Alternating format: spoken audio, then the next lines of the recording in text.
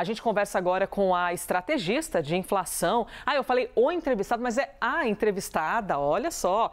A estrategista de inflação da Warren Investimentos, a Andrea Ângelo. Andrea, bem-vinda, hein? Obrigada pela presença com a gente aqui ao vivo na CNN. Oi, Elisa, o prazer é meu. Obrigada por estar aqui com vocês hoje. E aí, você teve alguma surpresa? Porque a gente compartilhou mais cedo, porque o mercado financeiro esperava algo em torno de 0,37 ou 0,38 e de repente veio 0,26. O que aconteceu para ter havido essa redução? Que olhando às vezes parece pouco, né? Mas no mundão do mercado financeiro, cada vírgula, cada número significa muito.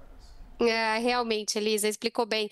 No mundo do mercado financeiro, esses 0,10 pontos percentuais é bastante coisa aqui de surpresa baixista que a gente teve. E foram exatamente esses itens que você estava explicando e me explicando muito bem. Então, vestuário e os alimentos. Então, era sim esperado deflação para esses dois grupos aí dentro do IPCA de julho, mas a deflação foi mais forte. Então, um ponto, deflação mais forte em vestuário nessa época é atípico, porque assim, a gente tem promoções né, em troca de sazonalidade ali dos vestuários, né? Então troca muita roupa então isso realmente é diferente, os preços sentem na troca de coleção, né, das lojas. Então você entra em deflação, você tem as promoções, o IBGE identifica isso, mas foi mais forte. E aí um ponto que ajuda a explicar um pouco essa deflação mais forte pode ser lá da China. Então, a gente vê que no índice de preços lá na China, e a gente importa muita roupa da China,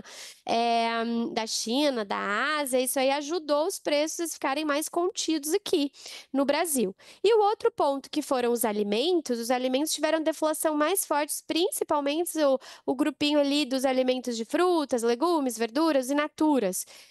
E as carnes, então carne bovina, carne de frango, então tudo isso ajudou a trazer sim a inflação um pouco mais para baixo do que era esperado pelo mercado.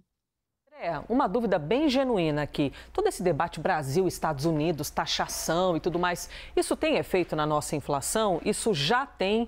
Pode ter? Só para a gente entender, uma pergunta bem leiga mesmo, para a gente entender se pode haver alguma correlação nesse embate, né, que não se desenrola do tarifaço. A sua pergunta é ótima. É assim, Elisa, temos e já estamos sentindo. Então, o tarifaço não o direto em relação ao Brasil, as tarifas dos 50% que foram discutidas ali no começo de julho. Mas essa parte de vestuários e bens eletrônicos, que também vieram mais fraquinhos no número de hoje, mais baixinhos, é reflexo lá do tarifaço, mas do tarifaço contra a Ásia, né? Contra especificamente a China, porque há uma sobra, um excesso de produtos lá, local, e eles precisam escoar num preço mais baixo. Então, você produziu bastante produto, o produto ficou lá dentro, o preço lá dentro da China, por exemplo, ficou mais baixo, há um excesso de oferta, faz o que com esse produto?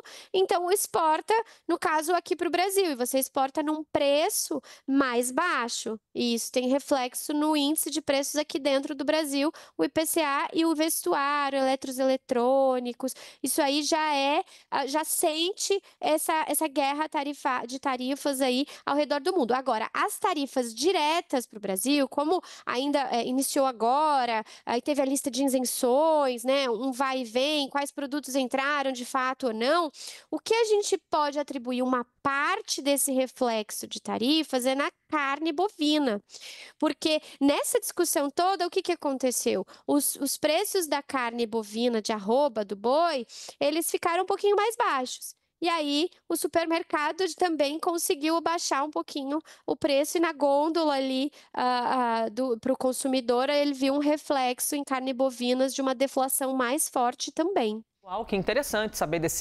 dessa baixa ou pequena baixa, né? Pequena queda nesse valor, porque para quem está no dia a dia, é por isso que existem aqueles panfletos na porta do supermercado, né? Dizendo, centavo por centavo, porque no dia a dia a galera vê centavo por centavo. 1 centavo de diferença já produz ali um efeito de, então eu vou pegar esse produto, que está 1 centavo mais barato. Além de mim e você, nós temos Danilo Moliterno aqui na conversa. Olha, Danilão, chegando nessa chiqueza, para a gente poder papear aqui. E aí, Danilo, o que você traz de pergunta para a nossa entrevistada? Bom dia, Elisa, Andréia, obrigado pela oportunidade. Queria perguntar um pouquinho para a Andréia com relação ao futuro. O que a gente pode esperar pelos próximos dados de inflação, também olhando para essa questão das tarifas. Quando a gente olha para esse dado, eu acho que era o papo que vocês estavam agora, a gente vê essa queda, por exemplo, em itens como a carne bovina, também os pescados, aqueles que a gente vende para os Estados Unidos, já estava esperando que houvesse alguma queda. Queria saber da Andréia, com esse cenário já concretizado de tarifas de 50%, para quais itens a gente pode esperar esse impacto deflacionário, esse impacto de queda de preço, mesmo que seja um impacto temporário. Falei sobre o herói da inflação, queria fazer também uma perguntinha sobre vilão da inflação, que nesse ano foi a energia elétrica. Se olhando para o cenário hídrico, imagino que na Warren, Andréia, vocês tenham essa prospecção, a gente já consegue imaginar se nos próximos meses a gente deve continuar na bandeira vermelha ou ter essa bandeira verde que pode trazer, bandeira verde ou amarela, que pode trazer melhores notícias para a inflação. Legal, prazer, Danilo, aqui falar com você também. Então, começando de que ajudou a inflação na sua pergunta e olhando para frente, e principalmente essa parte do tarifaço, o grupo de carnes ali que eles não entraram na lista de isenção, ou seja, as carnes vão ter a taxação mais elevada. No curto prazo, a gente entende que isso vai ajudar ou seja, vai ter mais oferta aqui dentro e vai ajudar os preços a cair. Tá?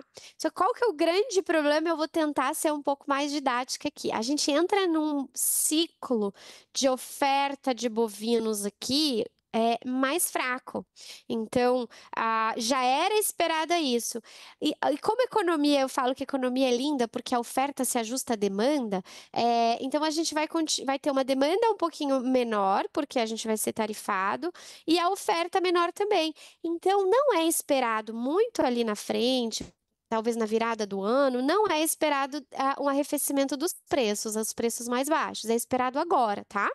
Depois vai ter essa oferta ajustada aqui dentro e a demanda também. Então, o alívio de preços por parte de tarifa de ter excessos de produtos aqui dentro de carne bovina é agora. É isso que a gente entende. Olhando lá para final do ano e 2026, acho que esses preços podem até ficar um pouquinho mais salgados, tá? Acho que essa é a expectativa ali. Agora, do lado do vilão da inflação, da energia elétrica, realmente 6%, entre 6% e 6,5% é o que a gente espera de alta no índice geral Brasil, que aí pegam todas as capitais, né? E o cenário hídrico não é bom. Então, no mês de julho, que a gente viu agora no IPCA, foi a bandeira vermelha 1, a bandeira vermelha 2 já é esperada para agosto. A gente acha que se mantém porque o cenário hídrico está ruim, então toda aquela parte de reservatórios e chuvas, isso ficou pior. Aqui a gente monitora atentamente todos os índices ali que a gente vê de energia semanalmente, e a notícia não é boa. A gente, se tudo der certo, só em dezembro volta a bandeira verde, tá? E a gente vê um risco crescente de terminar este ano em bandeira amarela. Então, hoje ainda não é o que está na conta, mas dado esse cenário que não está melhorando o hídrico, pode terminar em bandeira amarela, e aí isso é bandeira mais cara do que terminou o ano passado. Ou seja, o consumidor vai achar ruim aí as empresas, né, que o custo da energia é mais caro. Pois é, bandeira vermelha, né? Quando a gente tem de usar uma outra fonte de energia que não seja das hidrelétricas, a gente paga essa conta e aparece na inflação, hein? Olha, ótimo poder ter a sua presença, que é estrategista de inflação da Warren Investimentos. Primeiro que eu já assisti esse nome chiquérrimo, Warren. E a gente fica aqui na pronúncia em inglês, Warren Investimentos. Andréia Ângelo. Andréia, obrigada demais, hein? Obrigada a você, Elisa e Danilo. É um prazer estar aqui. Até a próxima. Obrigada.